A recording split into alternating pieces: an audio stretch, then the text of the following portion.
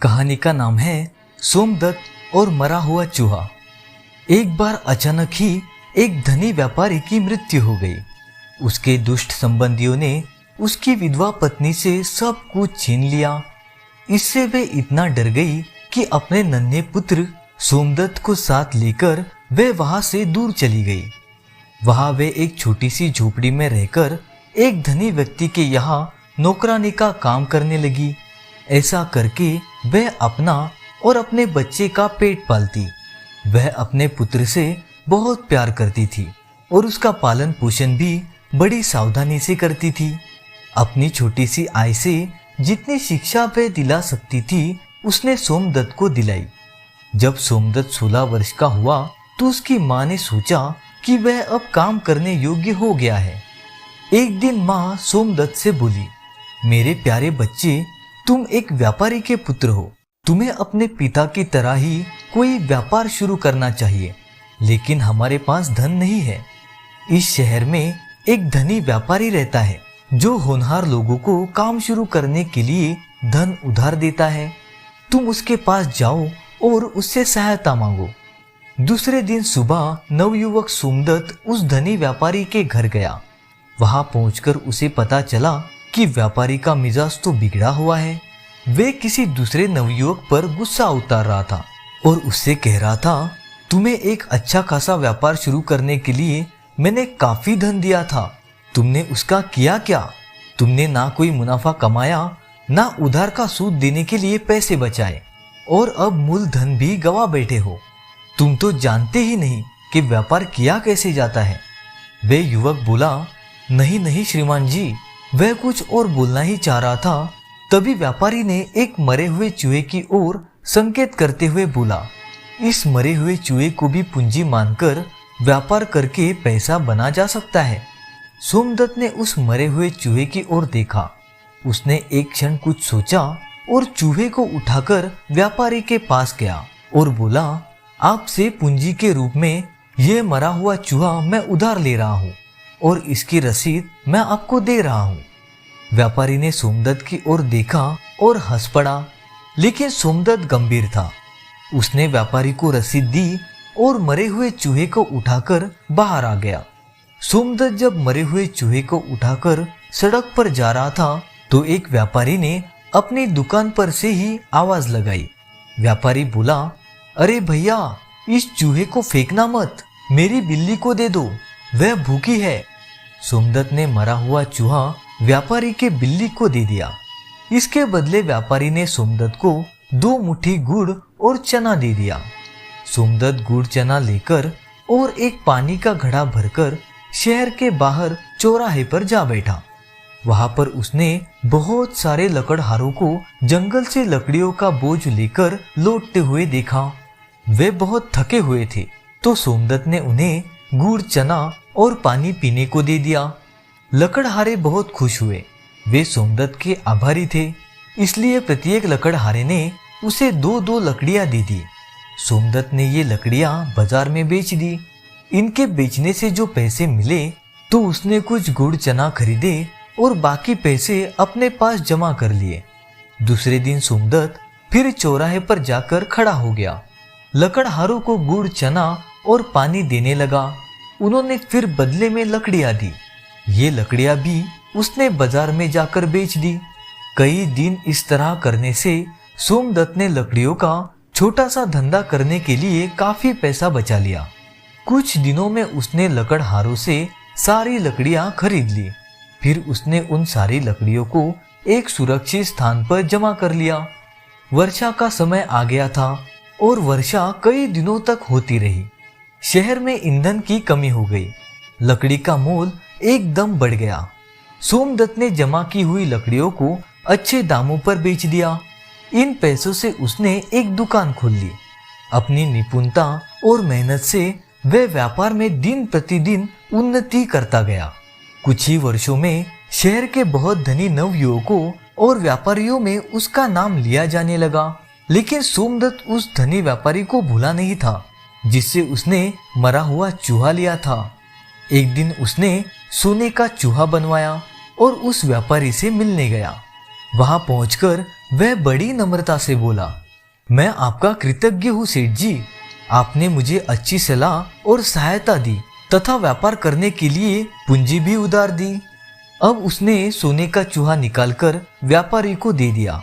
व्यापारी ने आश्चर्य से कहा, ये क्या है? क्या मैंने तुम्हें कुछ उधार दिया था? सोमदत्त ने उत्तर दिया, जी हाँ, आपने मुझे एक मरा हुआ चूहा उधार दिया था। तब सोमदत्त ने व्यापारी को उस दिन से लेकर आज तक की सारी कहानी कह सुनाई। धनी व्यापारी सोमदत्त से मिलकर और उसके कहानी सुनकर बहुत प्रसन्न हुआ। सोमदत्त पर वह इतना मुग्ध हुआ कि उसने अपनी लड़की का विवाह भी सोमदत्त से ही करा दिया। सोमदत्त की माँ को अपने बेटे पर गर्व था। इसके बाद सोमदत्त, उसकी पत्नी और माँ बड़े आनंद और ऐश्वर्य से रहने लगे। नारानथ का पागल। लोगों का विश्वास है कि सैकड़ों वर्षों पहले केरल राज्य में एक व्यक्ति रहता था जिसे नारानथ का पागल कहा जाता था। एक बार उसने अपने जन्मदिन पर लोगों को दावत देने की सोची। उसने बहुत से लोगों को निमंत्रित किया और दावत के लिए बहुत सारे चावल, सब्जी और दूसरी चीजें खरीदी। इतना सारा भोजन पकाने के लिए उसने बहुत सारे रसोइये भी नियुक्त किए, लेकिन उसके घर में इतने लोगों का भोजन पकाने के लिए बड़े बड़े बर्तन नहीं थे। फिर वह सब पड़ोसियों के यहाँ गया और जो बर्तन वे दे सकते थे मांग लाया। बड़ी कठिनाई से उतने ही बर्तन वह इकट्ठा कर पाया जितने की उसे आवश्यकता थी। आखिरकार खाना पक गया और परोस भी दिया गया। दावत बड़ी शानदार थी और उसके मेहमान बहुत प्रसन्न थे। दावत समाप्त होने के बाद काफी दिन गुजर गए, लेकिन पागल आदमी ने लोगों से उधार लिए हुए बर्तनों को लौटाने का नाम नहीं लिया। कुछ पड़ोसी उसके घर गए और उन्होंने अपने बर्तन वापस मांगे। उसने सबको विश्वास दिलाया कि सारे बर्तन सुरक्षित है और अब वह अधिक देर किए बिना सब बर्तन लौटा देगा। 2 दिन बाद उसने बर्तन लौटाने शुरू कर दिए। प्रत्येक बड़े बर्तन के साथ उसने बिल्कुल वैसा ही एक छोटा बर्तन भी लौटाया। सबने उससे पूछा कि वह ऐसा क्यों कर रहा है, तो उसने भी सफाई दी। मैंने ये बर्तन अपने तहखाने में रख दिए थे और उस तहखाने में कोई जादुई शक्ति है कि जो भी चीज वहां रखी जाती है वे जीवित लौटती है। एक दिन जब मैं तहखाने में गया तो देखा सब बर्तन नाच गा रहे थे, तो मैंने उनके आनंद में खलल नहीं डालना चाहा और दरवाजा बंद करके उन्हें वैसे ही छोड़ दिया। यही कारण था जिससे बर्तन लौटाने में इतनी देरी हो गई। बाद में जब मैं उन्हें तहखाने से लाने के लिए गया तो देखा कि प्रत्येक बर्तन के साथ उसका बच्चा भी है। अब क्योंकि बर्तन मेरे नहीं है, इसलिए उनके बच्चे भी मेरे कैसे हो सकते हैं? मैं तुम्हें जो लौटा रहा हूँ वे वास्तव में तुम्हारा है। पागल के सब पड़ोसी एक एक बर्तन अधिक पाकर बहुत प्रसन्न हो गए। कई महीने बीत गए। अब नारानथ के पागल ने अपने पिता का श्राद्ध करने का निश्चय किया। वह इस समय भी खूब बड़ी दावत देना चाहता था, इसलिए उसने भोजन के लिए 1000 लोगों को निमंत्रित किया। इस बार उसे लोगों ने बड़ी खुशी से जितने बर्तन उसे चाहिए थे सभी उधार दे दिए। यहाँ तक कि वे स्वयं बर्तनों को उठाकर उसके घर तक छोड़ाए। अंत में उसके पास उसके आवश्यकता से कई अधिक बर्तन इकट्ठे हो गए, लेकिन फिर भी जो आदमी बर्तन लाया उससे उन्हें बड़ी ही कृतज्ञता जताते हुए रख लिया। जो ही दावत समाप्त हुई, पागल ने चुपचाप 2 नाव किराए पर ली और सारे बर्तन उनमें भरकर शहर में ले गया। उसने सब बर्तन अच्छे दामों पर बेच दिए और घर लौटकर आनंद से रहने लगा। काफी दिन बीत गए। जिन लोगों ने बर्तन उधार दिए थे वे अपने बर्तन वापस मांगने लगे। उन्होंने नारानथ के पागल से पूछा, हमारे बर्तन वापस करो। तो नारानथ ने कहा, लेकिन मेरे विचार से तो वे मेरे पास नहीं है। लोग गुस्से से बोले, तुम ये कहने की हिम्मत कैसे कर सकते हो? हमने तुम्हें दावत के लिए अपने सारे बर्तन उधार दिए थे और अब तुम इनकार करते हो। नारानथ का पागल बोला, कृपा करो और चिल्लाओ मत, मुझे परेशान मत करो। मैंने ये तो नहीं कहा कि मैंने तुम्हारे बर्तन उधार लिए ही नहीं, लेकिन बात तो ये है कि मैंने उन्हें तय खाने में रखा था और अब वे वहां नहीं हैं। लोगों ने गुस्से से पूछा, तो फिर वे कहाँ गए?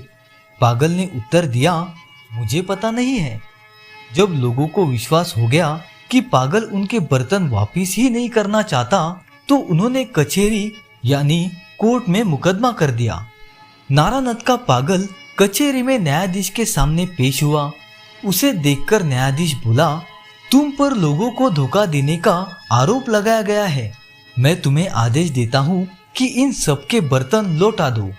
पागल ने उत्तर दिया, श्रीमान जी, एक बार बहुत से बर्तन मैंने अपने तहखाने में रखे तो उनके बच्चे पैदा हो गए।